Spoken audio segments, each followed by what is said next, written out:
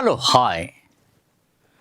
ఆంధ్రప్రదేశ్లో గ్రూప్ 2 రాసి ప్రస్తుత పరిణామాల పట్ల కలత చెందుతున్న విద్యార్థుల కోసం ఈ వీడియో చేస్తున్నాను. గ్రూప్ 2 కింగ్ కర్తవ్యం.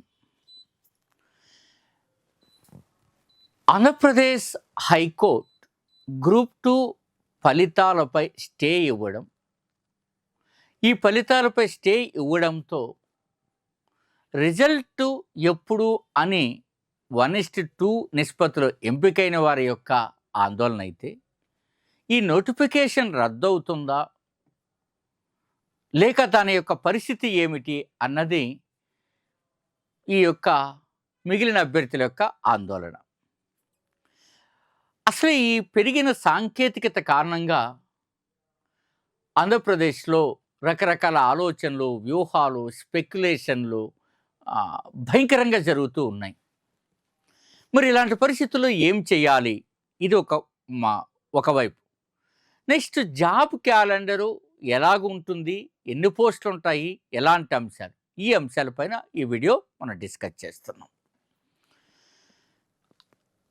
సాధారణంగా మనం కానీ ఆలోచన చేస్తే, హైకోర్టు తీర్పు రిజర్వ్ చేసింది కాబట్టి ఫస్ట్ ఆ అంశాన్ని మాట్లాడదాం. ఈ రిజర్వ్ చేసినటువంటి ఈ తీర్పు ఏదైతే ఉందో అది ఎప్పుడు వస్తుంది అని అంటున్నారు.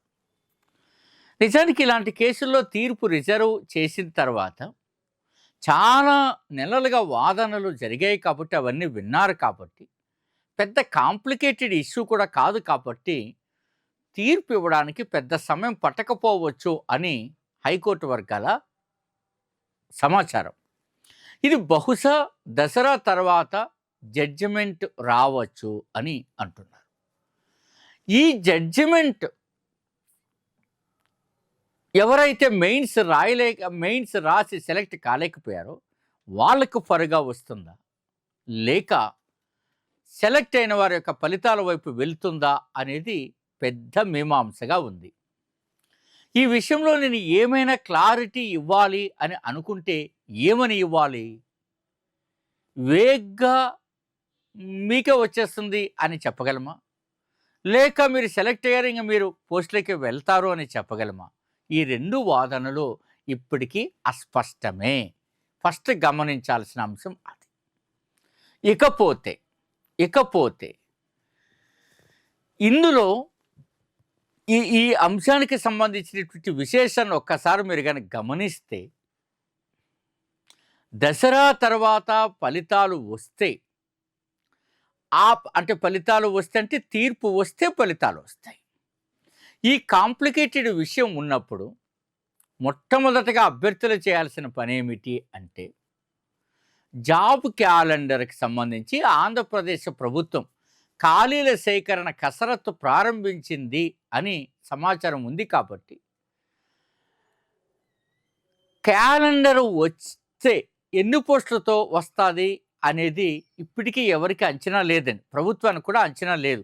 కాబట్టి క్యాలెండర్ ఇవ్వడము, ఆ క్యాలెండర్ ప్రకారము నోటిఫికేషన్లు ఇవ్వడము, దాని తర్వాత పరీక్షలు నిర్వహించడము అనేది ఎవరు అవునన్నా కాదనుకున్నా కొంత సమయం పడుతుంది. It takes time. ఈ మాట రుచించిన వారికి కోపం వస్తుందేమో నాకు తెలియదు, కానీ ఉన్న రియాలిటీ అదే. కాబట్టి గ్రూప్ 2 కానీ గ్రూప్ 1 కానీ ప్రిపేర్ అవుతున్న అభ్యర్థులందరికీ నేను చెప్పేది ఏంటంటే, మీరు మొట్టమొదటిసారిగా ప్రిపరేషన్ ప్రారంభించాలి అని అనుకుంటే, కాస్త మానసిక స్వాంతన ఉండాలనుకుంటే, ఎక్కువ మందిలో కొద్దిమందికి అవసరం లేదనుకోండి, వాళ్ళు ఆల్రెడీ పీస్ఫుల్గా ఉన్నారు, వారు ఒక చిన్న ఉద్యోగం వైపు కూడా అడుగులు వేయడం మంచిది. వేస్తూ ప్రిపరేషన్ పైన గట్టి పట్టు పెంచుకునే ప్రయత్నాలు చేయాలి. అప్పుడేమవుతుందంటే, కొద్దిసేపు మనం ఇతర పనిపైన మన మైండ్ పనిచేస్తుంది కాబట్టి రిలాక్స్డ్గా ఉండి, ఆ తర్వాత మన పుస్తకాల వైపు వస్తాం. అందులో చేయాల్సిన పని ఏమిటంటే, నేను అనేది ఫస్ట్ నేను నెక్స్ట్ వీడియోలో ఎప్పుడో ఒకసారి అన్ని స్టాండర్డ్ బుక్స్ చూపిస్తాను. ఆ స్టాండర్డ్ పుస్తకాలు దాదాపు మీకు 80 చూపిస్తాను. లాస్ట్ టైం చూపించాను. అందులో ఒక 6 7 మీరు సెలెక్ట్ చేసుకొని ఆ పుస్తకాలు కొనడానికి ప్రయత్నం చేసి వాటిలో మీకు అర్థం అవ్వని కాకుండా పని కొన్ని పాయింట్లన్నా చదవడానికి ప్రయత్నం చేయండి. 3 దశాబ్దాల అనుభవంతో చెప్తున్నా, కనీసం ఆ పుస్తకాల నుంచి 60% కవర్ అవుతాయి. మిగిలిన విజయానికి కావాల్సిన 20% మీరు ఎవరైతే నమ్ముతారో ఆ నిపుణుల నుంచి, ఎవరైతే ఎక్స్‌పర్ట్‌గా పేరుంటుందో అట్లాంటి వారి నుంచి, ఎవరైతే బిట్ అంచనా వేస్తారో అలాంటి వారి నుంచి ఆ సలహాలను, సూచనలు తీసుకుని మీరు ముందుకెళ్ళండి. ఈ విషయంలో శ్రీ మేఘనా థింక్ ట్యాంక్ మీకు అనేక రకాలుగా లాస్ట్ గ్రూప్ 2లో ప్రయత్నం చేసింది. మంచి మంచి పుస్తకాలను అందించింది. ప్రిపరేషన్ సమయాన్ని తగ్గించింది. ఎక్కువ సార్లు ప్రిపరేషన్ అయ్యేలా చేసింది. అందుకని మీకు ఏదైనా సందేహాలు ఉంటే ఈ విషయంలో మీకు శ్రీ మేఘనా థింక్ ట్యాంక్ యాప్ని మీరు డౌన్లోడ్ చేసుకోండి. ఈ యాప్ని డౌన్లోడ్ చేసుకొని కాస్త అక్కడ ఉన్నటువంటి టెస్టులు రాయండి. అట్లాగే మీరు ఏదైనా డెమో పీడిఎఫ్ అండ్ టెస్ట్లు కావాలి అనుకుంటే ఇక్కడ ఇచ్చినటువంటి వాట్సాప్ నెంబర్కి మీరు రిక్వెస్ట్ పెట్టుకోండి. ఇది ఫస్ట్ అంశం. కొంత మీకు గైడెన్స్ దొరుకుతుంది. ఇప్పుడు నేనేం చెప్తాను అంటే, ఈ స్టాండర్డ్ పుస్తకాల వైపు మీరు వెళ్ళకుండా ఊరికే మార్కెట్లోకి వెళ్ళి ఆ పుస్తకం ఈ పుస్తకం కొనుక్కొచ్చి మీరు నేరుగా ప్రయత్నాలు చేస్తున్నారు. ఏపీపీఎస్సి ఎన్నిసార్లు ఈజీగా ఇచ్చినా కష్టంగా ఇచ్చినా ఆ ఇచ్చే ధోరణి ఒడిసి పట్టుకోవాలి. లాస్ట్ టైం ఎక్కువ మంది అభ్యర్థులు ఫెయిల్ అయింది అక్కడే. కాబట్టి ఈ విషయాలు మీరు గమనంలోకి తీసుకుని ఫస్ట్ ఆ ప్రయత్నం చేయండి. చదవంగా ఏ పుస్తకమైనా అర్థమవుతుందని ఏం భయపడాల్సినటువంటి అవసరం లేదు. అప్పుడు ఆ మిగిలిన 20% కోసం నిపుణుల అంచనా ప్రకారం చదివితే మీరు సక్సెస్ వస్తుంది. Without observing the standard books మీకు సక్సెస్ రావడం లేట్ అవుతుంది. రావచ్చేమో కానీ లేట్ అవుతుంది. ఎన్నో నోటిఫికేషన్లు వస్తున్నాయి, పోతున్నాయి.